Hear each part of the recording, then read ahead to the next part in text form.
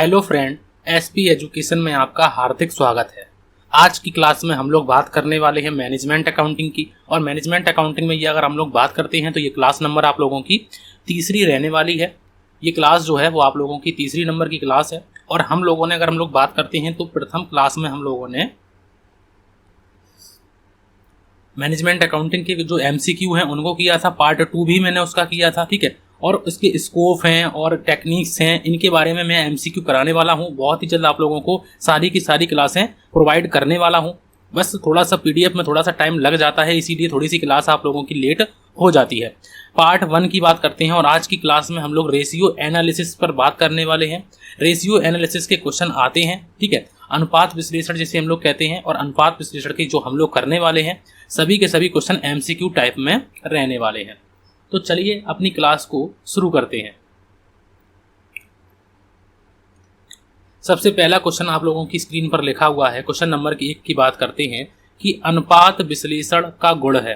अनुपात विश्लेषण के गुण की बात करते हैं तो अनुपात विश्लेषण का गुण पूछा है। तो अनुपात विश्लेषण का गुण है लेखांकन आंकड़ों को सरल बनाना, प्रचलन क्षमता का निर्धारण करना, या फिर वित्तीय पूर्वानुमान तथा नियोजन में मदद करना, या फिर उपरोक्त सभी इसका सही आंसर हो जाएगा। तो इसका सही आंसर जो है वो हो जाएगा डी ऑप्शन। डी ऑप्शन बिल्कुल सही आंसर हो जाएगा कि अनुपात विश्लेषण का जो गुण है, the merit of ratio analysis, लेखांकन आंकड़ों को सरल बनाना, प्रचलन क्षमता का निर्धारण करना और वित्तीय पूर्वानुमान और नियोजन करने में मदद करना। तो ये तीनों ऑप्शन सही हैं। तो इसका राइट आंसर है हम लोगों का डी ऑप्शन बिल्कुल सही आंसर हो जाएगा। उसके बाद नेक्स्ट क्वेश्चन, और नेक्स्ट क्वेश्चन में लिखा हुआ है क्वेश्चन नंबर 2 की बात करते हैं। और क्वेश्चन नंबर 2 में लिखा हुआ है कि इनमें से कौन विशेष रूप से औसत भुगतान अवधि में रुचि रखते हैं, क्योंकि वह उन्हें फर्म के बिल भुगतान पैटर्न की समझ प्रदान करते हैं। तो यहाँ पर इंग्लिश में भी क्वेश्चन लिखा हुआ है, तो कोई दिक्कत की बात नहीं है। जितने क्वेश्चन हो सकते हैं मैंने इंग्लिश में लिखे हुए हैं, ठीक है। जो क्वेश्चन नहीं है तो उनको आप लोग हिंदी में एडजस्ट कीजिए। तो याद रखिए कि इनमें से कौन विशेष रूप से औसत भुगतान अवधि, और औसत भुगतान अवधि की अगर हम लोग बात करते हैं, औसत भुगतान अवधि की बात करते हैं तो ग्राहक की, अंशधारक, या फिर ऋणदाता और आपूर्तिकर्ता, या फिर उधारकर्ता और खरीदार। तो औसत भुगतान अवधि में रुचि रखते हैं क्योंकि उन्हें फर्म के बिल भुगतान पैटर्न में समझ प्रदान करते हैं। तो यहाँ पर ऋणदाता और आपूर्तिकर्ता इसका सही आंसर हो जाएंगे। सी ऑप्शन बिल्कुल सही आंसर हो जाएगा।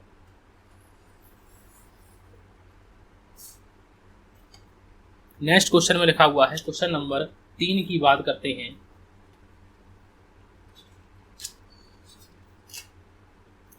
अब बात आती है कि अनुपात विश्लेषण का, अगर मान लो कि अगर आप लोगों से अनुपात विश्लेषण का अगर अर्थ पूछता है तो अनुपात विश्लेषण का जो हम लोग अर्थ की बात करते हैं कि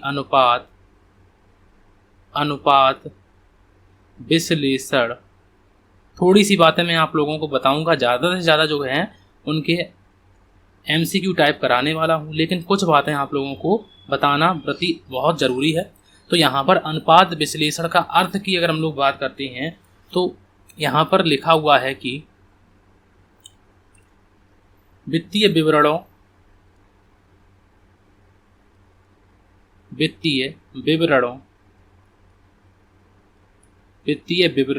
के विश्लेषण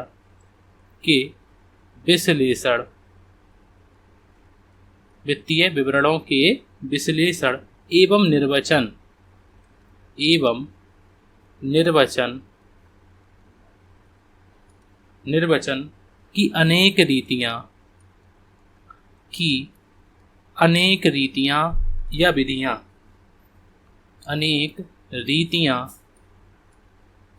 या तकनीकें, ठीक है, और तकनीकें, अनेक रीतियां और तकनीकें होती हैं, ठीक है। अनुपात विश्लेषण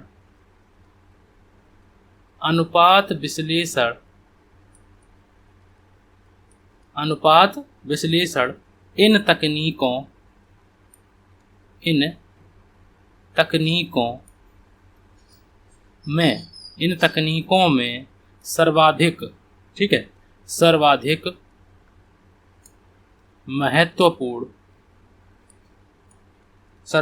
महत्वपूर्ण उपकरण है, यह महत्वपूर्ण तकनीक है।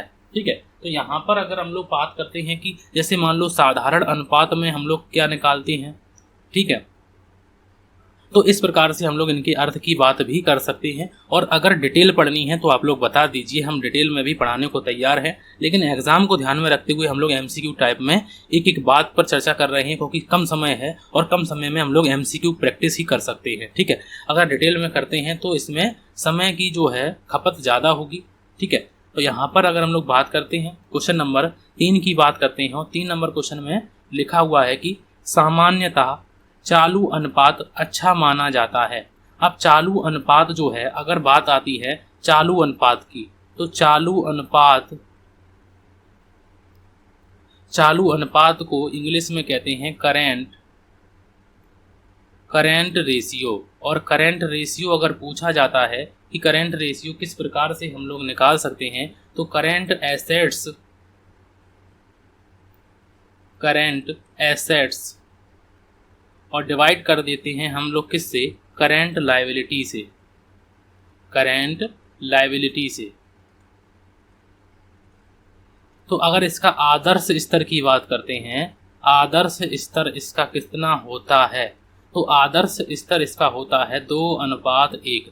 तो ये सी ऑप्शन जो लिखा हुआ है ये 2:1 लिखा हुआ है। तो यहाँ पर अगर बात आती है तो इसका सही ऑप्शन बिल्कुल सही आंसर हो जाएगा कि इसका जो आदर्श स्तर पूछा गया है कि इसका आदर्श स्तर कितना होता है, तो 2:1 इसका होता है। तो इसका सही आंसर याद रखिए 2:1 इसका सही आंसर हो जाएगा।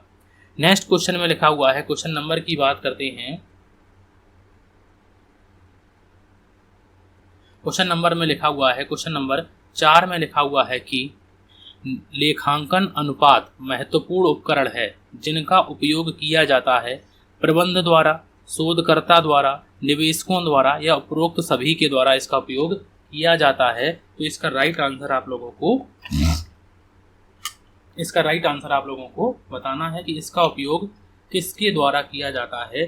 तो याद रखिए इसका डी ऑप्शन बिल्कुल सही आंसर हो जाएगा कि लेखांकन अनुपात महत्वपूर्ण उपकरण है जिसका उपयोग प्रबंधक द्वारा, शोधकर्ता द्वारा, निवेशकों द्वारा और उपरोक्त सभी के द्वारा इसका उपयोग किया जाता है। तो इसका राइट आंसर है डी ऑप्शन बिल्कुल सही आंसर हो जाएगा। नेक्स्ट क्वेश्चन में लिखा हुआ है, क्वेश्चन नंबर की बात करते हैं, क्वेश्चन नंबर 5 में लिखा हुआ है, क्वेश्चन नंबर 5 की बात करते हैं कि शुद्ध लाभ अनुपात दर्शाता है। अब शुद्ध लाभ को नेट प्रॉफिट रेशियो कहते हैं, और नेट प्रॉफिट रेशियो की अगर हम लोग बात करते हैं तो यहाँ पर हम लोग कैसे निकालेंगे, नेट प्रॉफिट लिखेंगे और डिवाइड करेंगे हम लोग किससे, नेट सेल से डिवाइड करेंगे।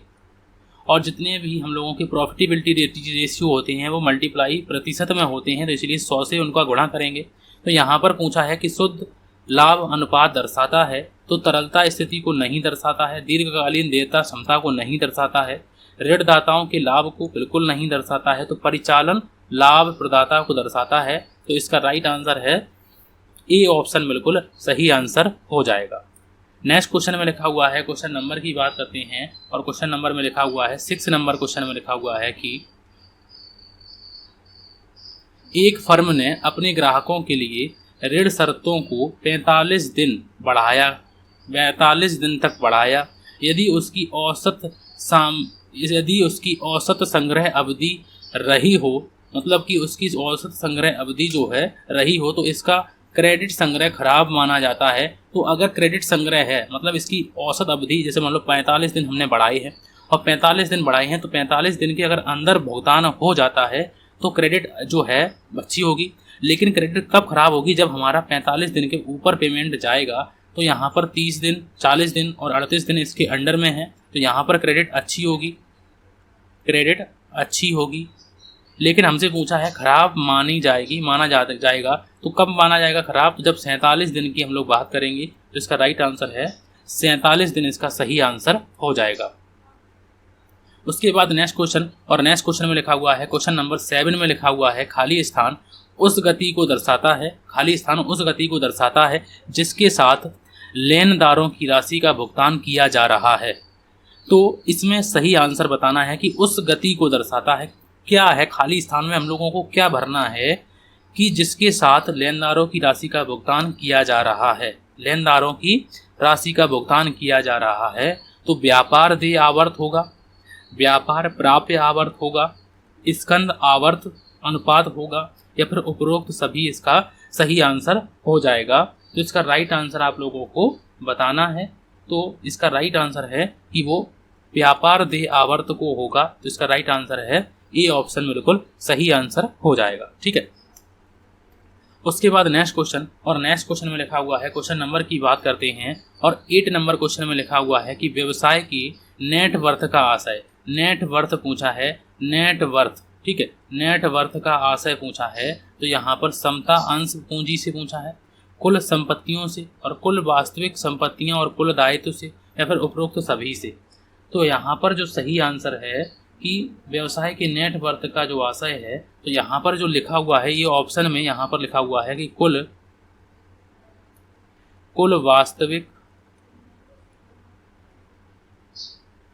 वास्तविक संपत्तियां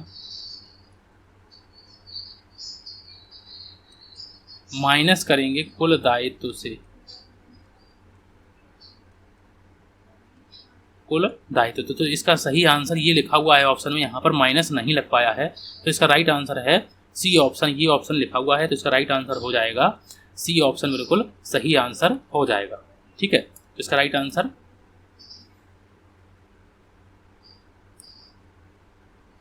तो इसका राइट आंसर हो जाएगा सी ऑप्शन बिल्कुल सही आंसर हो जाएगा। ठीक है।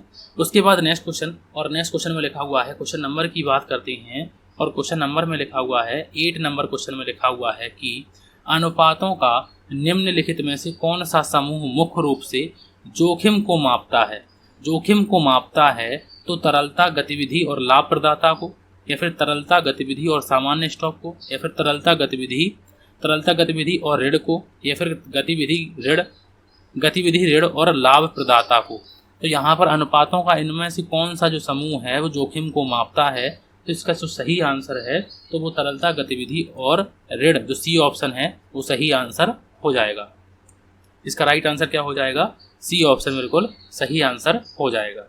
उसके बाद नेक्स्ट क्वेश्चन, और नेक्स्ट क्वेश्चन में लिखा हुआ है, क्वेश्चन नंबर 10 की बात करते हैं। डिस्कस हम लोग बिल्कुल नहीं कर रहे हैं क्योंकि एमसीक्यू में हम लोगों को ज़्यादा से ज़्यादा एमसीक्यू करने हैं। ठीक है, इसीलिए मैंने डिस्कस बिल्कुल नहीं कर रहा हूँ, कोई भी चर्चा पर नहीं कर रहा हूँ। वैसे तो बताने को तो हम लोग एक एक पॉइंट को बता सकते थे कि अनुपातों की अभिव्यक्ति के प्रकार कितने होते हैं। तो वो 3 प्रकार होते हैं, साधारण या शुद्ध अनुपात। अब शुद्ध अनुपात में कौन से अनुपात निकलते हैं, प्रतिशत में कौन से अनुपात निकलते हैं, दर या समय में कौन से अनुपात निकलते हैं। अनुपातों का वर्गीकरण कितने प्रकार से होता है? 3 प्रकार से होता है। लाभदायकता अनुपात, आवर्त अथवा क्रियाशीलता अनुपात, वित्तीय अनुपात। वित्तीय अनुपात को 2 भागों में बांटा जाता है, तरलता अनुपात और दीर्घकालीन। तो इन पर चर्चा हम लोग नहीं कर रहे हैं क्योंकि हमें एमसीक्यू टाइप देखने हैं ज़्यादा से ज़्यादा। ठीक है, कराने को तो मैं करा सकता हूँ लेकिन आप लोग कहें तो। ठीक है, तो किसी कंपनी की परिचालन दक्षता के 2 बुनियादी उपाय कौन से हैं? 2 बुनियादी उपाय कौन से हैं?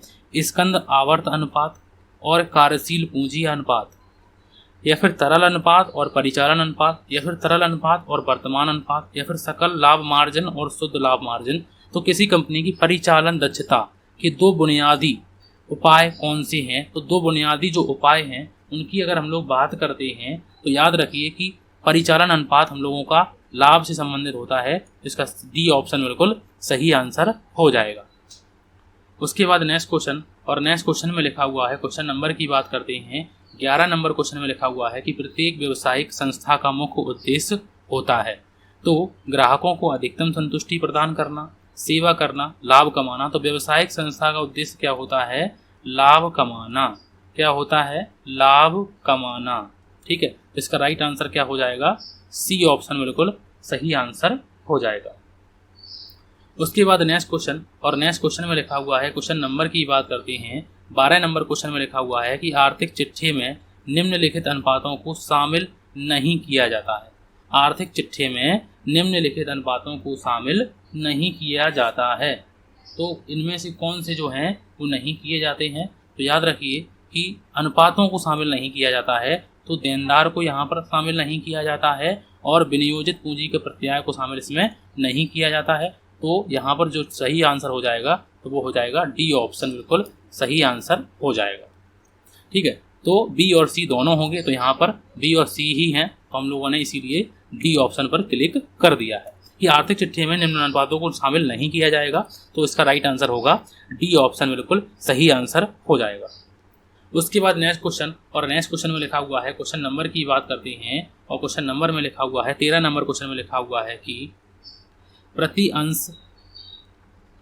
अंश अर्जन क्षमता की गणना करने के लिए, प्रति अंश अर्जन क्षमता की गणना करने के लिए earning per share, earning EPS की गणना करने के लिए शुद्ध लाभ को लिखा जाएगा। मतलब यहाँ पर किससे किसको भाग दिया जाएगा। तो इसका जो सवाल लिखा हुआ है ये गलत सवाल लिखा हुआ है, यहाँ पर ये जो गलत लिख गया है यहाँ पर बात करते हैं, तो मैं लिख देता हूँ सही जो सवाल है उसकी अगर हम लोग बात करते हैं तो उसको हम लोग सही तरीके से लिख देते हैं।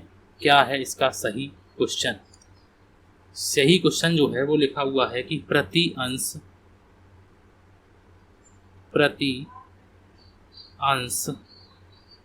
अर्जन क्षमता, प्रति अंश अर्जन क्षमता की गणना करने के लिए गणना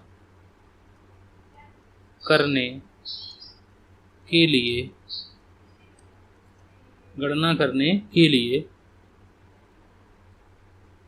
शुद्ध लाभ को यहाँ पर खाली स्थान है, शुद्ध लाभ को हम लोग किससे भाग देते हैं? से भाग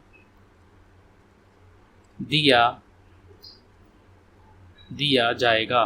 तो दिया जाएगा तो हम लोग किससे भाग देंगे? तो समता अंशों की संख्या से, पूर्वाधिकार अंशों की संख्या से, ए और बी दोनों से, या फिर इनमें से कोई नहीं। तो इसका राइट आंसर है कि अर्निंग प्रति शेयर अगर हम लोग निकालते हैं तो यहाँ पर जो सही आंसर है कि हम लोग किससे भाग देंगे? समता अंशों की संख्या से। तो इसका राइट आंसर है ए ऑप्शन, बिल्कुल सही आंसर हो जाएगा। उसके बाद नेक्स्ट क्वेश्चन, और नेक्स्ट क्वेश्चन में लिखा हुआ है, क्वेश्चन नंबर की बात करते हैं, 14 नंबर में लिखा हुआ है कि आवर्त अनुपात प्रबंध को किस कार्य में सहायता करते हैं? किस कार्य में सहायता करते हैं? तो आवर्त अनुपात प्रबंध को किस कार्य में सहायता करते हैं? संसाधनों के प्रबंध में, कार्य निष्पादन का मूल्यांकन करने में, या फिर वित्त का नियोजन करने में, या फिर इनमें से कोई नहीं। तो इसका जो सही आंसर है तो आवर्त अनुपात प्रबंध को कार्य निष्पादन का मूल्यांकन करने में सहायता करते हैं। तो इसका राइट आंसर है बी ऑप्शन, बिल्कुल सही आंसर हो जाएगा।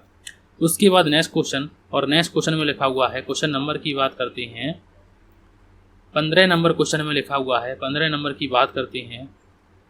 15 नंबर क्वेश्चन में लिखा हुआ है कि जिस कंपनी की शुद्ध कार्यशील पूंजी 0 है उसका वर्तमान अनुपात क्या होगा? शुद्ध कार्यशील पूंजी जो है वो 0 है तो उसका वर्तमान अनुपात क्या होगा? 1:1 होगा, 0 होगा, 1:5 होगा। तो इसका सही आंसर है कि उसका जो अनुपात होगा वो 1:1 इसका सही आंसर हो जाएगा। उसके बाद नेक्स्ट क्वेश्चन, और नेक्स्ट क्वेश्चन में लिखा हुआ है, क्वेश्चन नंबर की बात करते हैं, और 16 नंबर क्वेश्चन में लिखा हुआ है कि असत्य कथन बताइए। असत्य कथन हम लोगों को देखना है कि अनुपात विश्लेषण वित्तीय विवरणों के विश्लेषण की एकमात्र तकनीक है।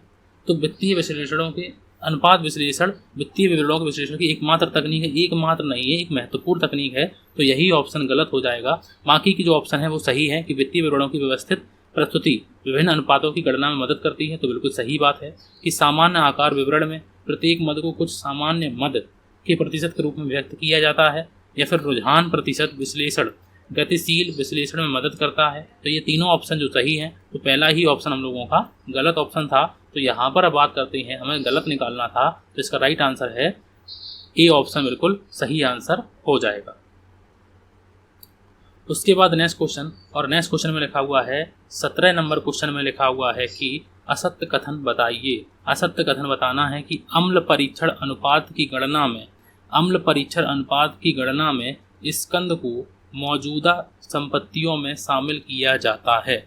तो अम्ल परीक्षण अनुपात की गणना में स्कंद को मौजूदा संपत्तियों में शामिल किया जाता है, तो ये असत्य कथन बताना है। तो यही हम लोगों का असत्य कथन हो जाएगा, क्योंकि अनुपात विश्लेषण में अगर आप लोगों ने अनुपातों को अच्छी तरीके से पढ़ा है, इनके जो क्वेश्चन है, जैसे अम्ल परीक्षण अनुपात क्या होता है, लिक्विडिटी रेशियो क्या होता है, करंट रेशियो क्या होता है, अर्निंग प्रति शेयर क्या होते हैं, तो इनको अच्छी तरीके से बस करते रहिए। अगर नहीं किया है, एमसीक्यू मान लो क्वेश्चन जो है प्रैक्टिस नहीं किए हैं, ठीक है, तो वो भी बता दीजिए, वो भी मैं आप लोगों को करा दूंगा, कोई दिक्कत नहीं है। पार्ट 2 में भी इसका हम लोग करा देंगे, कोई दिक्कत नहीं है, ठीक है।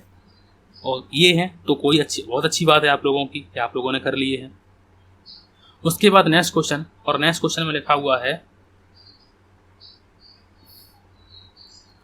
18 नंबर क्वेश्चन में लिखा हुआ है कि यदि फर्म की कार्यशील पूंजी के प्रबंधन में गिरावट आ रही है, यदि फर्म की कार्यशील पूंजी के प्रबंध में गिरावट आ रही है, तो इसका मतलब क्या है? नियोजित पूंजी कम हो गई है, या फिर लाभ प्रदाता बढ़ गई है, या फिर देनदारों की वसूली बढ़ गई है, या फिर बिक्री कम हो गई है। तो यदि कार्यशील पूंजी के प्रबंध में गिरावट आ रही है, तो इसका मतलब है कि देनदारों की वसूली अवधि बढ़ गई है।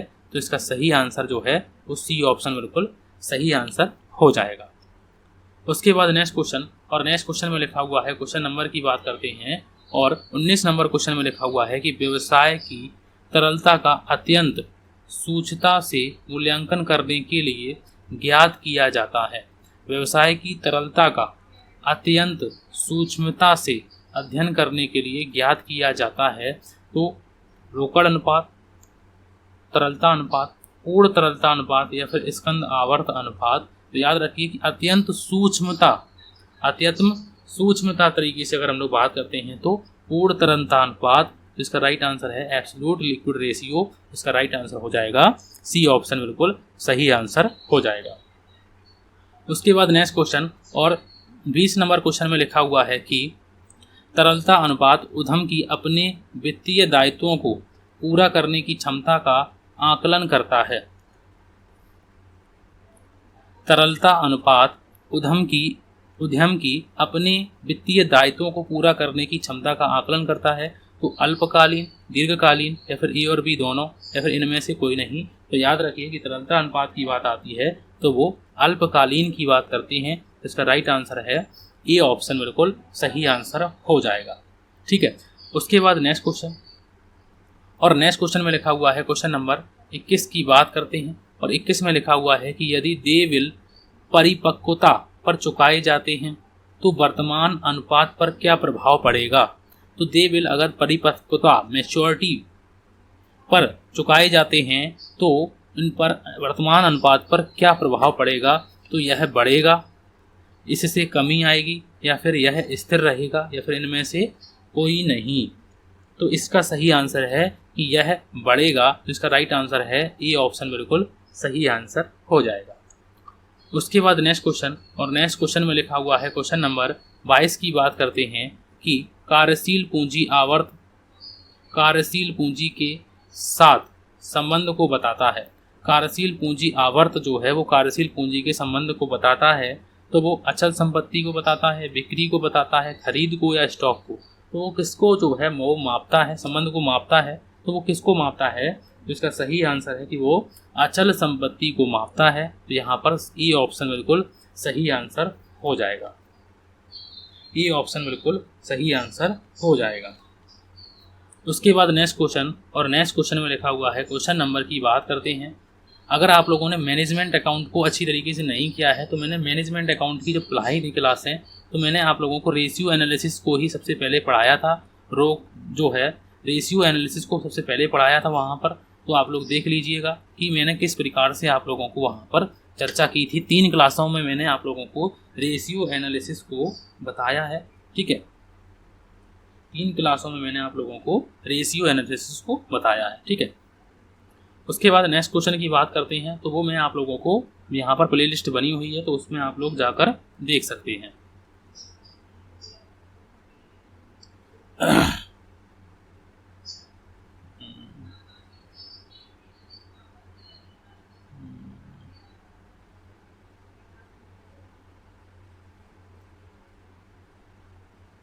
हाँ, तो मैंने आप लोगों को अनुपात जो है, मैंने रेशियो एनालिसिस की 3 क्लासें वहाँ पर हुई हैं। ठीक है, तो उनको आप लोग ज़रूर करिए। ठीक है, रेशियो एनालिसिस के बारे में बहुत सी बातें आप लोगों को समझ में आएंगी, अच्छी तरीके से मैंने वहाँ पर चर्चा की है। ठीक है, अगर आप लोगों को क्वेश्चन जो है वो करने में दिक्कत आती है तो, और अगर फिर भी आती है तो आप लोग बता दीजिए कि हम अलग से एक क्लास लेकर आएंगे जिसमें हम डिटेल में उनकी रेशियो एनालिसिस की बात करेंगे। फिर आप लोग एक एक करके इनकी एक भी क्वेश्चन ऐसा नहीं होगा जो आप लोग कर ना पाए। ठीक है, JR लिमिटेड की चालू संपत्ति जो है वो 6 लाख है, चालू देनदार जो है वो 2 लाख के हैं, स्कंद जो है वो 1,50,000 का है, पूर्वदत्त जो है पूर्वदत्त व्यय 50,000 के हैं, और नगद के समकक्ष जो है वो 1 लाख है। तो इसकी त्वरित अनुपात बताना है, तो इनका त्वरित अनुपात जो है वो बताना है। तो इसका जो सही आंसर है, तो सही आंसर की बात करते हैं, चालू अनुपात की बात करते हैं, चालू संपत्तियों की बात करते हैं, देनदार की बात करते हैं, स्कंद की बात करते हैं, पूर्वदत्त व्यय की बात करते हैं, और नगद के समकक्ष की बात करते हैं। तो ये सभी जो है वो संपत्तियों की बात करते हैं, और संपत्तियों की बात करते हैं। इसका सही आंसर अगर हम लोग बात भी करते हैं, तो इसका जो सही आंसर है वो क्या हो जाएगा, इसका त्वरित अनुपात जो है वो 2 हो जाएगा।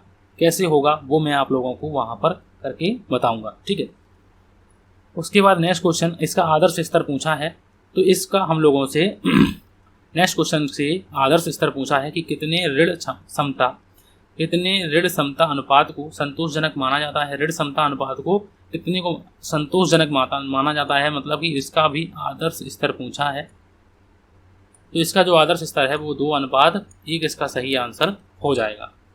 इसका सही आंसर क्या हो जाएगा, तो इसका भी सही आंसर 2:1 हो जाएगा। ठीक है, उसके बाद नेक्स्ट क्वेश्चन, और नेक्स्ट क्वेश्चन में लिखा हुआ है 25 नंबर में, और 25 नंबर में लिखा हुआ है कि 25 नंबर क्वेश्चन में लिखा हुआ है कि निम्नलिखित मदें विनियोजित पूंजी की हैं। निम्नलिखित मदें विनियोजित पूंजी की हैं, हाथ में रोकड़, बैंक में रोकड़, स्थायी संपत्तियां, देनदार और उपरोक्त सभी। तो विनियोजित पूंजी की हैं, निम्नलिखित में से कौन सी मदें विनियोजित पूंजी की हैं। तो अगर सही आंसर जो है वो है हम लोगों का उपरोक्त सभी, इसका सही आंसर हो जाएगा। तो इसका राइट आंसर है डी ऑप्शन, बिल्कुल सही आंसर हो जाएगा। 26 नंबर में लिखा हुआ है कि मूल समंकों को ध्यान में रखे बिना केवल प्रवृत्ति प्रतिशतों और अनुपातों के आधार पर निकाले गए निष्कर्ष होते हैं तो बिल्कुल सही होते हैं, तर्कहीन होते हैं, असंगत होते हैं, या फिर ए, बी और सी दोनों हो सकते हैं। तो इसका जो सही आंसर है, तो इसका सही आंसर है कि बी और सी दोनों होते हैं, तर्कहीन और असंगत दोनों होते हैं। तो अगर बिना केवल प्रवृत्ति के और प्रतिशतों के अनुपात के आधार पर निकाले गए हैं निष्कर्ष, तो वो तर्कहीन और असंगत होते हैं। इसका राइट आंसर है डी ऑप्शन, बिल्कुल सही आंसर हो जाएगा। उसके बाद नेक्स्ट क्वेश्चन, और नेक्स्ट क्वेश्चन में लिखा हुआ है 27 नंबर में कि यदि प्रारंभिक स्कंद जो है वो 50,000 है, अंतिम स्कंद 60,000 है, बेचे गए माल की लागत 2,20,000 है, तो स्कंद आवर्त अनुपात क्या होगा। तो स्कंद आवर्त अनुपात, अब देखो यहाँ पर अगर हम डिटेल में करने चलते हैं तो देखो कितना समय हम लोगों का, थोड़ा सा समय तो लगता ही लगता है। तो हम लोगों से पूछा है कौन सा अनुपात पूछा है, स्कंद आवर्त अनुपात, स्टॉक टर्नओवर रेशियो। ठीक है, अब हम लोग लिखते हैं स्टॉक टर्नओवर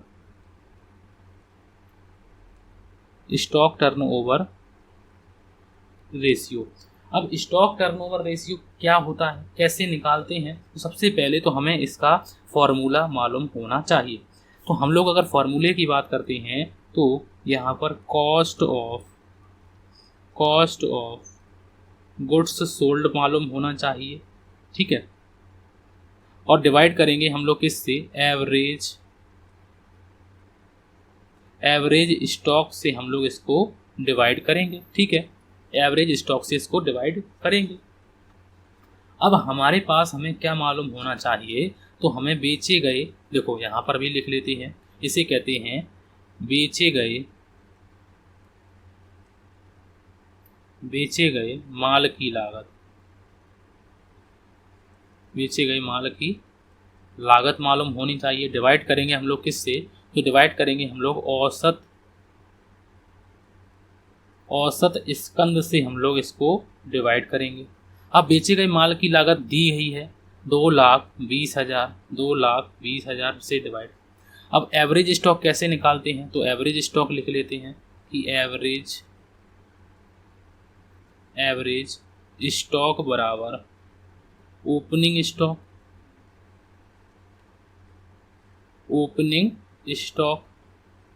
प्लस करते हैं हम लोग क्लोजिंग स्टॉक से, प्लस करेंगे क्लोजिंग स्टॉक को, और डिवाइड करेंगे हम लोग किससे? तो एवरेज निकालने के लिए हम लोग 2 से डिवाइड करेंगे। तो यहाँ पर अगर हम लोग बात करते भी हैं, तो अगर हम लोग बात करते हैं ओपनिंग स्टॉक कितना है, तो वो 50,000 है। ओपनिंग स्टॉक की बात करते हैं तो ओपनिंग स्टॉक कितना है, तो वो 50,000 है, और प्लस क्लोजिंग स्टॉक कितना है, तो वो 60,000 है। डिवाइड करेंगे हम लोग 2 से। तो अगर डिवाइड करते हैं तो पहले टोटल कर लीजिए, 1,10,000 होगा, और 2 से डिवाइड करेंगे तो ये 55,000 हो जाएगा। तो इसको हम लोग इससे डिवाइड करेंगे 55,000 से। 3 बिंदी यहाँ से कैंसिल हो गई, और 5 से काट दीजिए, 5 एकम 5, 5 एकम 5, और 220 को काट दीजिए, 5 चौको 20 और 5 चौको 20 और 11 चौको 44। तो यहाँ पर गुने की बात आती है, तो यहाँ पर पूछा है कितने गुना है, तो यहाँ पर सी ऑप्शन बिल्कुल सही आंसर हो जाएगा। तो इस प्रकार से हम लोग कर भी सकते हैं, ऐसा नहीं है कि एमसीक्यू हम लोग कर ही नहीं पाएंगे, मतलब जो न्यूमेरिकल हैं वो भी नहीं कर पाएंगे। अगर कॉन्सेप्ट और प्लस फॉर्मूले मालूम है तो हम लोग आराम से इनको कर ले जाएंगे, ठीक है, कोई दिक्कत नहीं है। अगर नहीं किए हैं, अगर आप लोगों को पढ़ने हैं फॉर्मूले, एक एक बात को पढ़नी है, तो आप लोग बता दीजिए, मैं आप लोगों को वो भी करा दूंगा, कोई दिक्कत नहीं है, ठीक है। उसके बाद नेक्स्ट क्वेश्चन में लिखा हुआ है, क्वेश्चन नंबर की बात करते हैं तरल अनुपात तरल संपत्ति में शामिल है केवल रोकड़ और देनदार। बिल्कुल गलत। रोकड़, देनदार, विपणन योग्य प्रतिभूतियां, इनमें से कोई नहीं। तरल संपत्ति की बात ही आती है तो तरल संपत्ति का मतलब होता है, यहाँ पर तरल संपत्ति का मतलब जो होता है वो होता है रोकड़ से, देनदार से, विपणन योग्य प्रतिभूतियों से। तो सी ऑप्शन बिल्कुल सही आंसर हो जाएगा। केवल इसमें स्टॉक को हटा देते हैं। तरल संपत्ति में, करंट एसेट्स में और तरल संपत्ति में अंतर क्या है? इसमें हम लोग स्टॉक को हटा देते हैं और जो प्रारंभिक व्यय होते हैं उनको हटा दिया जाता है, तो तरल संपत्तियां हमारी निकल के आती हैं, ठीक है। नेक्स्ट क्वेश्चन में लिखा हुआ है 29 नंबर क्वेश्चन में लिखा हुआ है कि तरल संपत्ति है देनदार, रहतिया, ख्याति या उपरोक्त सभी। तरल संपत्ति जो है वो पूछी गई है। तो तरल संपत्ति मैंने कहा है कि तरल संपत्ति जो है उसमें से हम लोग सिर्फ रोकड़ को हटा देते हैं, स्टॉक को हटा देते हैं। स्टॉक हम लोगों की तरल संपत्ति, स्टॉक जो है वो चालू संपत्ति है। कैसी संपत्ति है? तो वो चालू संपत्ति है। ख्याति जो है वो स्थायी संपत्ति है। ख्याति जो है वो स्थायी संपत्ति है, और स्थायी की संपत्ति के अंतर्गत कौन सी संपत्ति है? अदृश्य संपत्ति है। कैसी संपत्ति है? इनटेंजिबल एसेट्स है। तो इसे कहते हैं फिक्स एसेट्स, इसे कहते हैं करंट एसेट्स, और इसे कहते हैं इनटेंजिबल एसेट्स।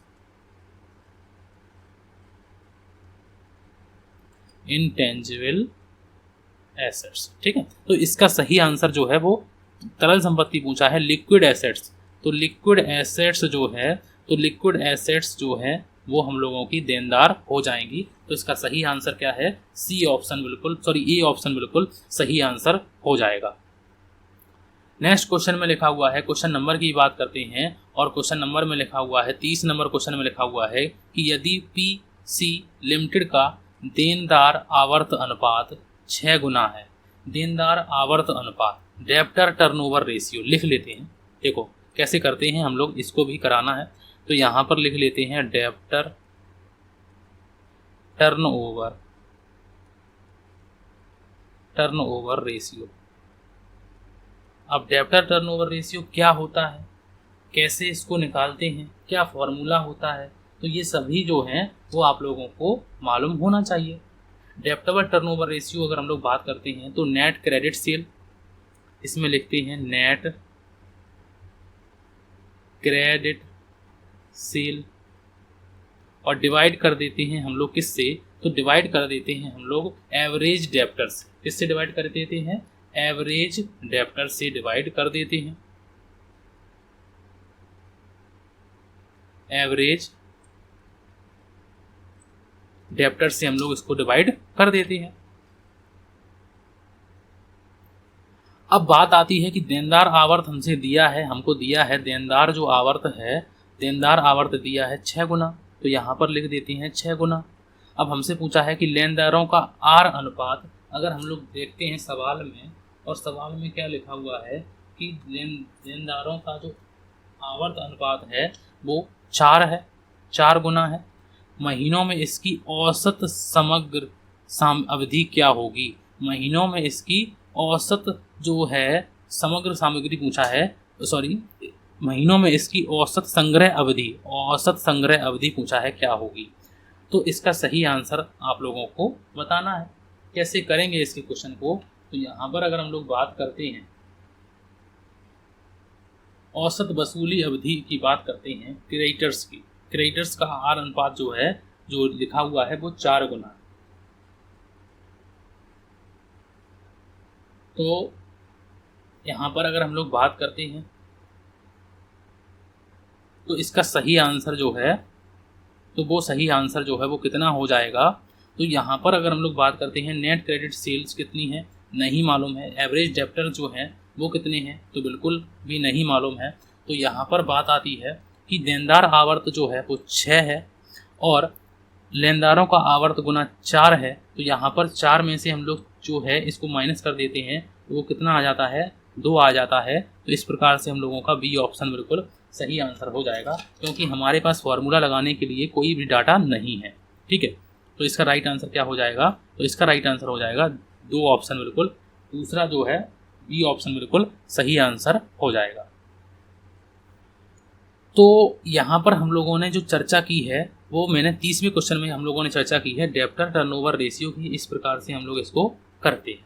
ठीक है, उसके बाद नेक्स्ट क्वेश्चन, और नेक्स्ट क्वेश्चन में लिखा हुआ है 31 नंबर क्वेश्चन में लिखा हुआ है कि यह संकेत दे सकता है, यहाँ पर लिखा हुआ है यह संकेत, खाली स्थान यहाँ पर लिखा हुआ है खाली स्थान, यह संकेत दे सकता है कि फर्म स्टॉक खत्म होने पर, फर्म स्टॉक खत्म होने और बिक्री में कमी का जो है, बिक्री में कमी का अनुभव, बिक्री में कमी का अनुभव कर रही है।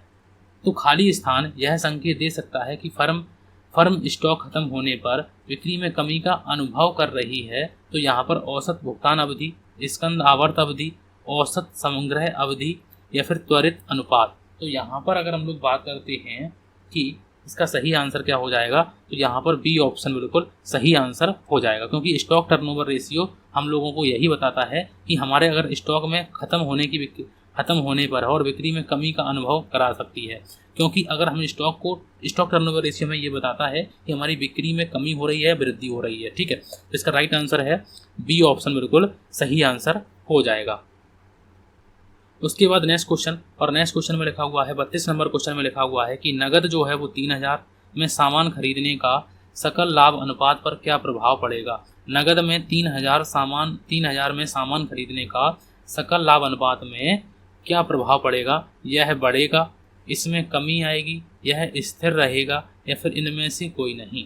तो अगर हम लोग बात करते हैं तो नगद 3000 में सामान खरीदने का सकल लाभ अनुपात पर क्या प्रभाव पड़ेगा, तो अगर सामान खरीदेंगे तो खर्चा करेंगे, और खर्चा करेंगे तो परचेज करेंगे, और परचेज करेंगे तो सकल लाभ अनुपात में कमी आएगी। इसका राइट आंसर है बी ऑप्शन बिल्कुल सही आंसर हो जाएगा। उसके बाद नेक्स्ट क्वेश्चन, और नेक्स्ट क्वेश्चन में लिखा हुआ है, क्वेश्चन नंबर की बात करते हैं, और 33 नंबर क्वेश्चन में लिखा हुआ है कि कुल संपत्ति और ऋण अनुपात और बीच संबंध स्थापित करता है। तो कुल संपत्ति और ऋण अनुपात का जो है बीच संबंध स्थापित करता है कुल संपत्ति कुल दीर्घकालीन ऋण को, कुल संपत्ति कुल ऋण को, या फिर गैर वर्तमान संपत्ति और गैर दीर्घकालीन ऋण को, या फिर इनमें से कोई नहीं। तो याद रखिए कि इसका जो सही आंसर है वो हो जाएगा कुल संपत्ति और कुल दीर्घकालीन ऋण को इंडिकेट करती है, स्थापित करती है। तो इसका राइट आंसर है ए ऑप्शन बिल्कुल सही आंसर हो जाएगा। उसके बाद नेक्स्ट क्वेश्चन, और नेक्स्ट क्वेश्चन के बाद हम लोगों का आज का आखिरी क्वेश्चन लिखा हुआ है कि अनुपात दर्शाता है कि मालिक द्वारा कुल संपत्ति को किस हद तक कौन सा स्थान, यहाँ पर खाली स्थान लिखा हुआ है, खाली स्थान अनुपात दर्शाता है कि मालिक द्वारा कुल संपत्ति को किस हद तक वित्त पोषित किया गया है, वित्त पोषित किया गया है। तो स्वामित्व अनुपात, ऋण समता अनुपात, ए और बी दोनों, या फिर इनमें से कोई नहीं।